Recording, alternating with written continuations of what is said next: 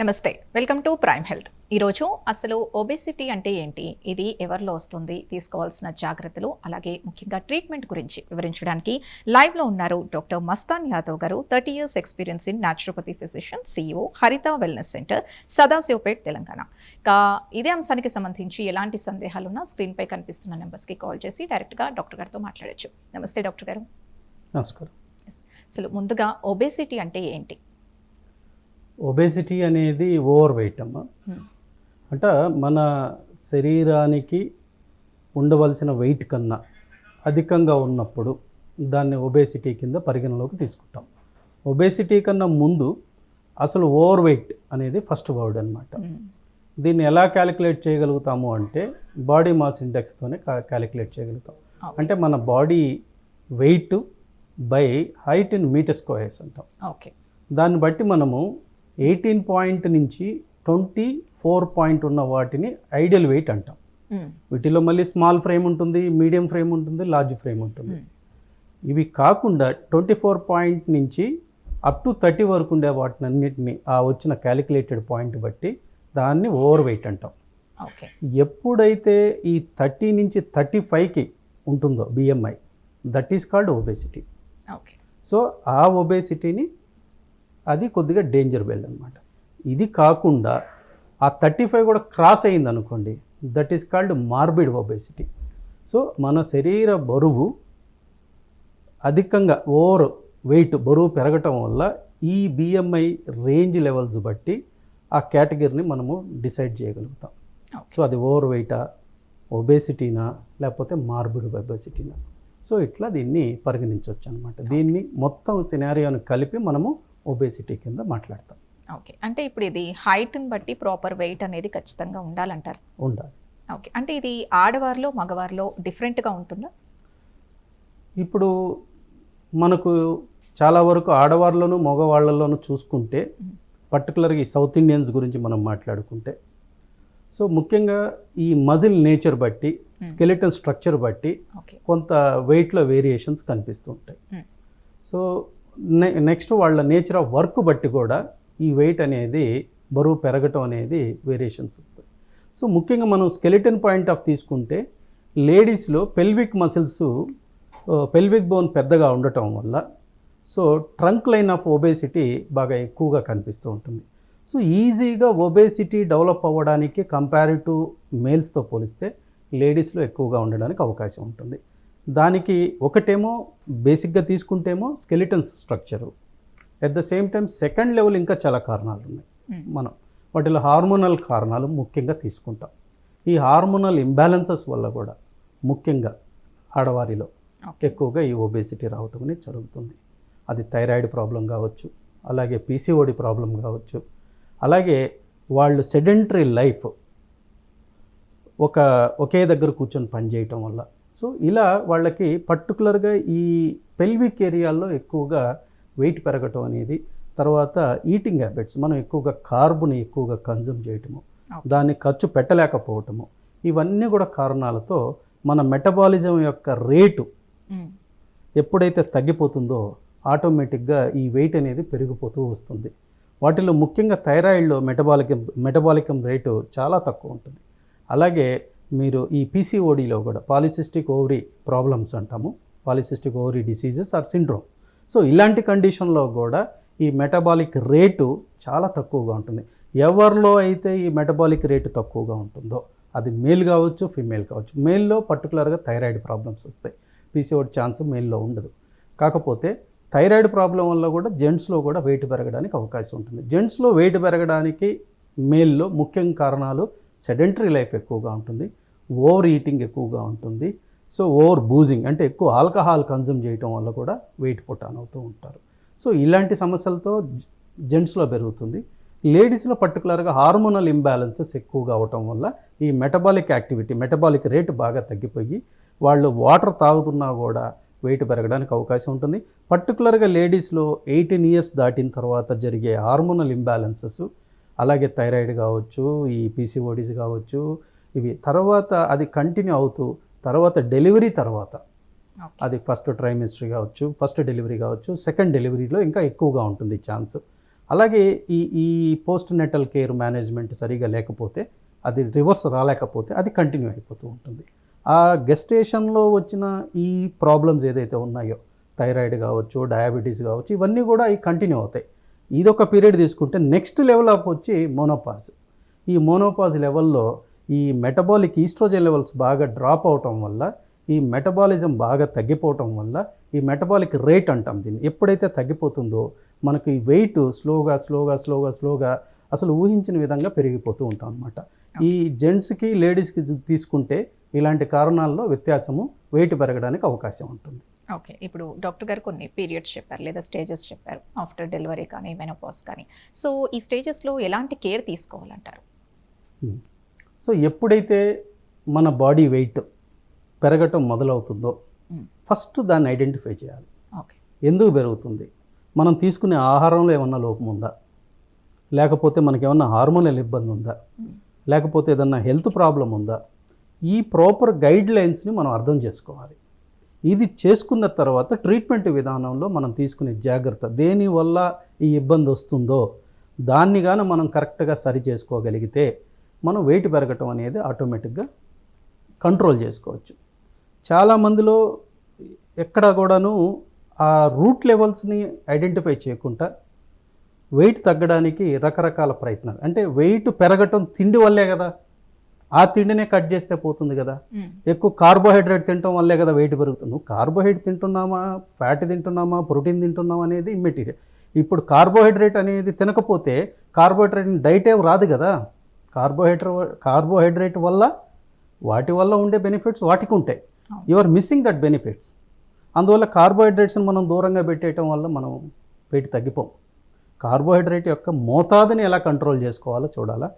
కార్బోహైడ్రేట్లో కూడా ఈ glycemic index, అంటే తక్కువ గ్లైసెమిక్ ఇండెక్స్ కలిగిన ఆహారాన్ని మనం ఎక్కువగా, అంటే షుగర్ లెవెల్స్ని ఎక్కువగా పెంచే ఈ కార్బోహైడ్రేట్ డైట్ ఏదైతే ఉందో దాన్ని మనం తగ్గించుకొని షుగర్ లెవెల్స్ బిల్డ్ కాకుండా మనకి, ఎందుకంటే కార్బోహైడ్రేట్ని ఎలా ట్రీట్ చేస్తామంటే మనం తిన్న ఆహారము వెంటనే బర్న్ అయిపోతుంది అనమాట.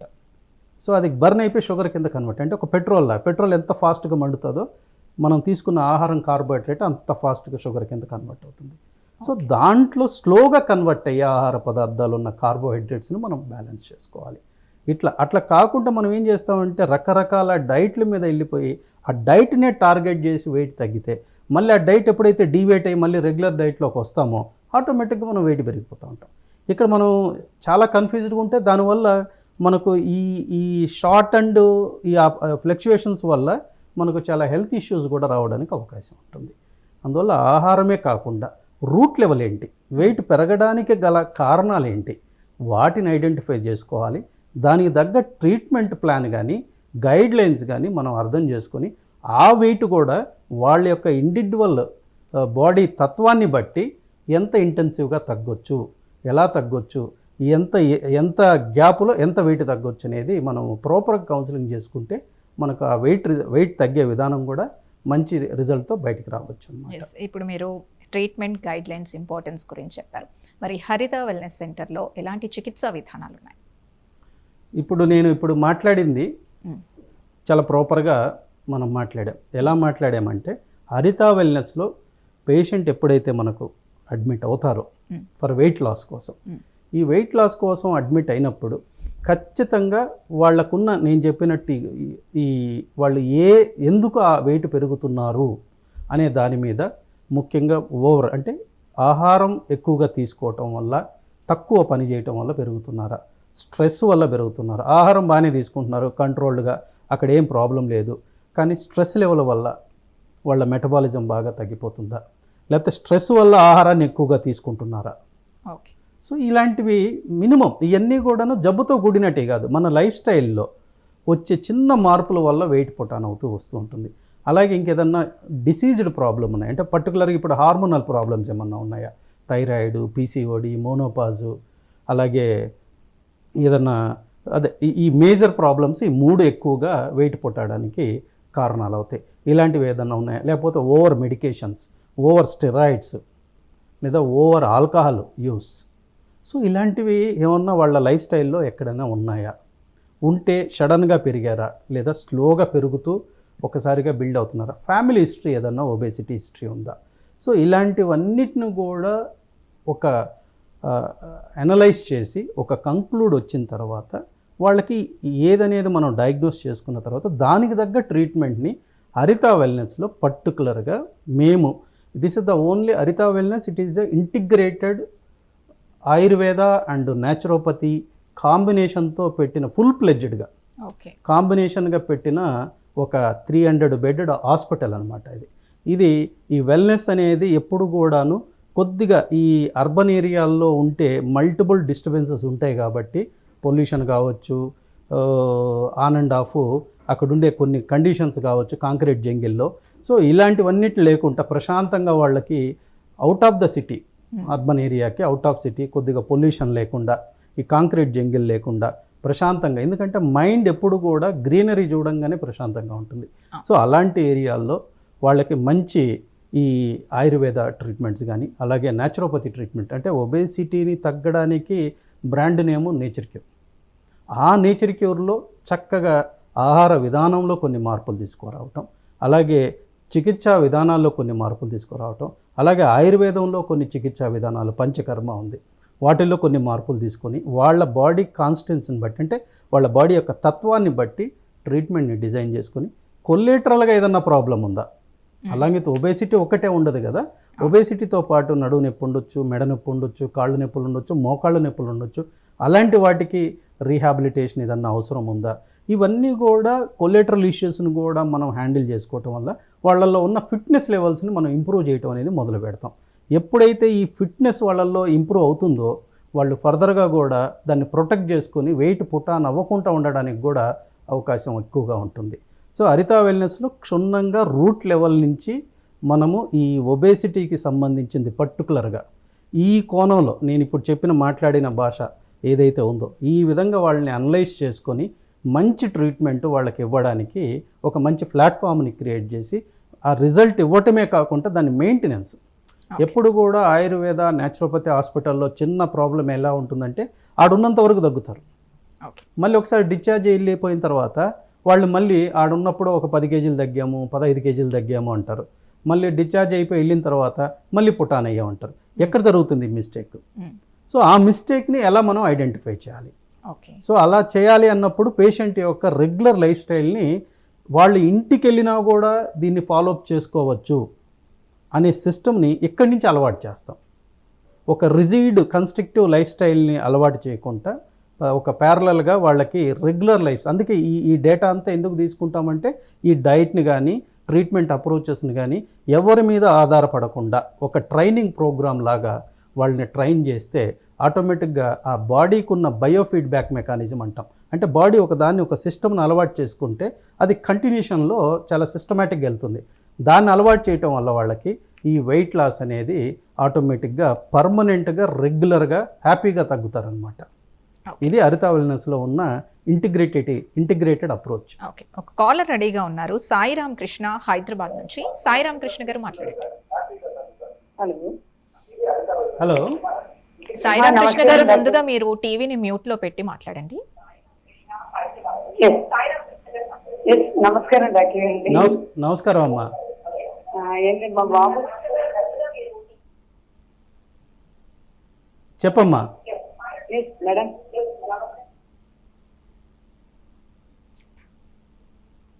సాయిరామ్ కృష్ణ గారు చెప్పండి, సమస్య ఏంటి? మా బాబు వయసు 34 అండి. 34 సంవత్సరాలు. చెప్పమ్మా.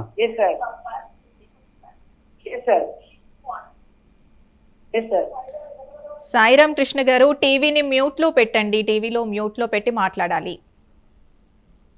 ఓకే, ఇంకో కాలర్ రెడీగా ఉన్నారు హైదరాబాద్ నుంచి, రవీందర్ గారు. రవీందర్ గారు మాట్లాడండి. Hello hello, good evening sir. Ravindra గారు గుడ్ ఈవినింగ్, చెప్పండి సార్. సార్ నాకు రీసెంట్ గా కొలెస్ట్రాల్ టెస్ట్ చేయిస్తే LDL 193 ఉంది సార్. అయితే ఇక నేను ఫ్యాట్ లేనివన్నీ ఫ్రూట్స్ అవి తింటున్నాను. అయితే మనకి ఏం తినాలి, ఇంకా ఎందుకు నాకు పుట్టాన్ అయిందో తెలియట్లేదు సార్. నేను ముందే తినట్లేదు సార్ ఏమి ఎక్కువగా ఫ్యాట్ ఉన్నది, అయినా నాకు ఎక్కువ ఉంది. నేను ఏదో బై ఛాన్స్ మెడికల్ చెకప్ చేయించుకున్నందుకు ఆ బయటకు వచ్చింది. ఓకే, మీ కొలెస్ట్రాల్ అది కొద్దిగా ఎట్లా తేడా పోతుంది? వచ్చింది. మనం మెడిటేషన్ వల్ల తగ్గుతా? నాకు స్ట్రెస్ వల్ల పెరిగింది అనుకుంటున్నాను. అది మెడిటేషన్ వల్ల తగ్గుతా? కాదు రవీంద్ర గారు, మీకు ఒక కొలెస్ట్రాల్ ఎల్డిఎల్ చెప్పారు, మిగతాటి కూడా చూడాలి కదా, హెచ్డిఎల్ చూడాలి, హెచ్డిఎల్ లిమిట్స్ లోనే ఉంది సార్. అన్నీ ఉన్నాయి. ఒక ఎల్డిఎల్ ఒకటే పెరిగింది మీకు. అవును సార్. మీరు చక్కగా రెగ్యులర్గా నేను చెప్పినట్టు రెగ్యులర్ ఎక్సర్సైజ్ అవి చేయండి. ఎందుకంటే జనరల్ హెల్త్ కూడా చూడాలి దీంట్లో. మీకు పెరిగిన ఎల్డిఎల్ ఏదైతే ఉందో దాని గురించి మీరు భయపడాల్సిన అవసరం లేదు. అది 130 లోపలికి వచ్చేస్తుంది ఆటోమేటిక్గా. మీరు రెగ్యులర్ ఎక్సర్సైజెస్ అవి కొద్దిగా ఫాలోఅప్ చేయండి. బార్లీ నీళ్లు రెగ్యులర్గా ఒక గ్లాస్ తాగండి సార్. రోజు ఒక గ్లాస్ బార్లీ నీళ్లు తాగండి. తర్వాత వెల్లుల్లి మీకు అందరికీ తెలిసిందే, కొలెస్ట్రాల్కి దివ్య ఔషధం వెల్లుల్లి అంటాము. ఇలాంటి వెల్లుల్లిని మీరు స్టీమ్డ్ వెల్లుల్లి రోజు వేడివేడి అన్నంలో కలుపుకొని కరివేపాకు పొడేసుకొని రోజు ఒక 10 క్లోవ్ అంటే 10 వెల్లుల్లి మీరు రోజు తినగలిగితే మీకు యాక్చువల్గా ఒక 1 or 2 monthsలో మళ్ళీ మీరు రివ్యూ చేయించండి, మీకు ఆటోమేటిక్గా ఎల్డిఎల్ అనేది పర్టికులర్గా బాగా తగ్గిపోతుందండి. ఓకే డాక్టర్ గారు, అలాగే ఇప్పుడు హరిత వెల్నెస్ సెంటర్ ట్రీట్మెంట్స్ గురించి చెప్పారు. అసలు ఈ ట్రీట్మెంట్ అంతా కూడా అందరికీ అందుబాటులోనే ఉందంటారా? ఈ పర్టికులర్గా మనం హరిత వెల్నెస్ని నేను నాకున్న ఈ ఎక్స్పీరియన్స్లో అమ్మ, వెల్నెస్ అనగానే చాలామందికి బాగా గుర్తొచ్చేది ఇది సామాన్యులకి అందుబాటులో ఉండదు. వెల్నెస్ అంటే ఇది ఒక పెద్ద ఎస్టాబ్లిష్డ్ ఎండ్ అంటే ఒక ఎలైట్, ఒక ఆర్థికంగా బలంగా ఉండే వాళ్ళకి మాత్రమే డిజైన్ చేయబడిన ఒక వెల్నెస్ ఆర్గనైజేషన్. అది మనము ఇప్పుడు ఇండియాలో ఎక్కడ చూసినా కూడా వెల్నెస్ కానీ ఇంటర్నేషనల్ గ్లోబల్ లెవెల్లో వెల్నెస్కు ఉన్న ప్రయారిటీ చాలా పెద్దది. సో ఇది కూడా అందరికీ సామాన్యులకు అందుబాటులో ఉండదు అనే ఒక కామన్ ఒపీనియను అందరిలో ఉంటుంది. కానీ దాన్ని దృష్టిలో పెట్టుకొని హరిత వెల్నెస్ని చాలా తక్కువగా, అంటే చాలా నార్మల్ పీపుల్కి కూడా అందుబాటులో ఉండేటట్టు, ఈవెన్ దో మనము గవర్నమెంట్ హాస్పిటల్లో కూడా ఆ రేట్లు ఉండవు. అలాంటిదంటే ఆ స్టేజ్ వాళ్ళకు కూడాను ఇంక్లూడింగ్ ట్రీట్మెంట్స్ కావచ్చు, ఇంక్లూడింగ్ వాళ్ళకి డైట్ అండ్ న్యూట్రిషన్ అన్నీ కూడా సప్లై చేస్తూ చాలా సామాన్యులకు కూడా అందుబాటులో ఉండేటట్టు ఒక హైలీ మేము చెప్పాలంటే ఒక స్టార్ బేస్డ్ ఆఫ్ ఒక డార్మెంటరీ మోడల్ డిజైన్ చేశాం. డార్మెంటరీ మోడలు నాకు తెలిసి ఏ వెల్నెస్ హాస్పిటల్లో ఉండవు, ఒక గవర్నమెంట్ హాస్పిటల్ తప్ప. కానీ ఇక్కడ మాత్రం ఖచ్చితంగా ఈ హరిత వెల్నెస్లో డార్మెంటరీ మోడల్ పెట్టాం.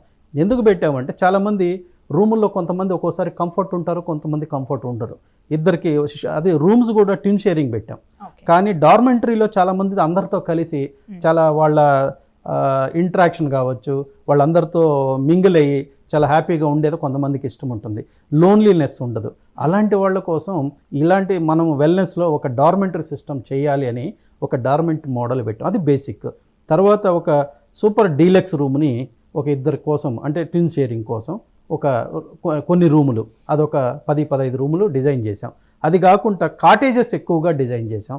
అది కాకుండా ప్రైమ్ అని చాలా విప్రా అని చాలా మంచి హై ఎండ్ ఎగ్జిక్యూటివ్ వాళ్ళ కోసం అన్ని రకాల వాళ్ళ కోసం చాలా ఆర్థిక స్థితులను అర్థం చేసుకుని, ఎందుకంటే ప్రతి వాడికి కూడా మనము మంచి ఆరోగ్యమైన ట్రీట్మెంట్లు ఇవ్వాలి, మంచి ఆరోగ్యాన్ని మనం ముందుకు తీసుకెళ్ళాలి.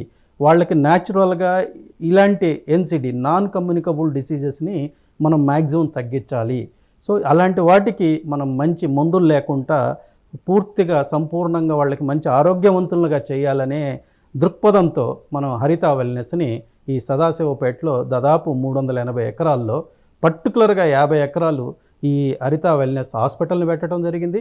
దాంతోపాటు మనకు వీళ్ళకి వెజిటేబుల్స్ కానీ, ఇప్పుడు వెజిటేబుల్స్ చాలామంది ఇనార్గానిక్ బేస్డ్ అంటే మందులతో కూడిన మందులు చల్లి మందుల వల్ల మనకు సైడ్ ఎఫెక్ట్ అలాంటివి కూడా లేకుండా ఆర్గానిక్ బేస్డ్ వెజిటేబుల్స్ని అక్కడనే వాళ్ళ కళ్ళ ముందరనే పండించి అదే వెజిటేబుల్స్ని వాళ్ళకి వడ్డించడం కూడా ఈ హరిత వెల్నెస్ యొక్క ప్రత్యేకత.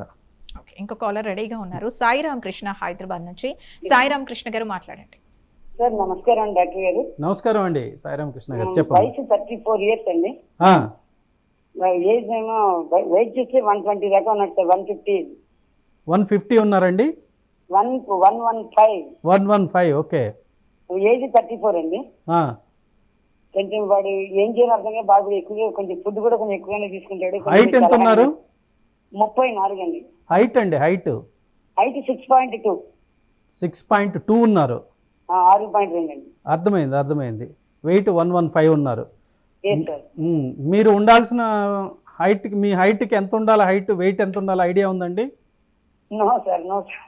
మీరు 90 కేజీలు ఉండాలి. అదే సార్. అంటే మీకున్న హైట్కి మీరు ఉండాల్సింది 90 కేజీస్ ఉండాలి. మీరు దాదాపు ఒక 20 కేజీస్ ఎక్కువ ఉన్నారు, అంతే కదండి? 20-25. ఎస్. సో మీ ఏజ్ 34 అన్నారు కాబట్టి మీరు ఇక్కడి నుంచి దీని మీద కొంత శ్రద్ధ, ఎందుకంటే మీది లార్జ్ ఫ్రేమ్ ఉంటుంది. 6.2 అంటే లార్జ్ ఫ్రేమే ఉంటుంది మ్యాక్సిమం. దీంట్లో మీడియం ఫ్రేము, స్మాల్ ఫ్రేమ్ ఉండరు ఈ హైట్ కల్లా వాళ్ళు. సో ఖచ్చితంగా దీంట్లో మీకు ఎందుకు ఈ వెయిట్ ఈ ఏజ్లో మీకు సడన్గా పెరిగిందా, లేకపోతే చైల్డ్హుడ్ నుంచి మీరు ఒబేజ్ ఉన్నారా, లేకపోతే ఈ మధ్యలో వెయిట్ పెరిగారా, లేకపోతే సెడెంటరీ లైఫ్ స్టైల్ వల్ల పెరిగారా అనేది నేను ఇందాక చెప్పిన కారణాల్లో ఏదో ఒక కారణం ఉంటుంది. ఆ కారణాన్ని మీరు గుర్తుపెట్టుకొని ఐడెంటిఫై చేసుకొని దాన్ని ఎలా తగ్గించుకోవాలనేది ఒక సిస్టము. ముఖ్యంగా ఏమీ లేకుండా మీరు కేవలం ఆహారం తీసుకోవటం, ఓవర్ ఈటింగ్ వల్లే పెరిగాము అనుకుంటే డైట్ని కరెక్ట్ చేసుకోవాలి. చాలా సింప్లిఫై డైట్ని మీరు కరెక్ట్ చేసుకొని, డైట్ విషయంలో నేను చెప్పాలి అంటే సింపుల్గా మీరు ఏ ఫుడ్ అయినా తినండి. ఏ ఫుడ్ ఇన్ ద సెన్స్ సాత్విక ఆహారం. సాత్విక ఆహారాన్ని మనం సెలెక్ట్ చేసుకున్నప్పుడు ఆ సాత్విక ఆహారాన్ని కూడా స్టమక్ ఫుల్ అయ్యే విధంగా తినకుండా హాఫ్ ఆఫ్ ది స్టమక్ తినటం మొదలుపెట్టండి. ఎప్పుడు కూడా స్టమక్ ఎప్పుడు హెల్త్గానే ఉండాలి. ఎప్పుడు కూడా మనం అలా తినటం వల్ల అది మీరు 3 పూటలు కూడా తినొచ్చు సాత్విక ఆహారాన్ని, ఒక పూటే తినాలని ఏం లేదు. సో ఈ డైట్ని మీరు హాఫ్ ఆఫ్ ది స్టమక్, ఈ మ్యాక్రో డైట్ అంటాం ఇది, ఏది మన లంచ్ కానీ బ్రేక్ఫాస్ట్ కానీ లంచ్ కానీ డిన్నర్ కానీ. యాక్చువల్గా 3 పూటలు తింటాం, యాక్చువల్గా 3 పూటలుగా తినాల్సింది 2 పూటలే తినాలి. కాకపోతే మనకు కొంతమందిలో రాత్రిపూట తినకుండా పనుకుంటే ఏదో కోల్పోయినట్టు, లేకపోతే నిద్ర రాకపోవటం, ఇవన్నీ ఉంటే అలవాటు పడిపోయాం. ఈ అలవాటుని ఈ రోజుకి మార్చుకోలేం. అందువల్ల మనం మార్చుకోగలిగిన పద్ధతి ఏంటంటే తీసుకునే ఆహారంలోనే కొంత క్వాంటిటీని మనం కట్ చేసుకోవాలి. దాని ప్లేస్లో ఎక్కువగా లిక్విడ్స్ని, వాటర్ని, మజ్జిగని ఇట్లాంటివి ఎక్కువగా మనం ఫిల్ చేసుకోవటం వల్ల మనము ఆ క్రేవింగ్ అనేది తగ్గిపోతుంది. దాంతో మీరు లాంగ్ టర్మ్ అలా చేయటం వల్ల వెయిట్లో మీకు తెలియకుండానే మీకు ఆ వెయిట్ లాస్ అనేది కనిపిస్తూ వస్తుంది. ముఖ్యంగా మీరు చేసే విధానంలో బార్లీ వాటర్ మీకు చాలా హెల్ప్ చేస్తుంది. రోజు 2 గ్లాసులు బార్లీ వాటర్ మీరు ఖచ్చితంగా మర్చిపోకుండా పొద్దున 1 గ్లాసు, సాయంత్రం 1 గ్లాస్ తాగండి.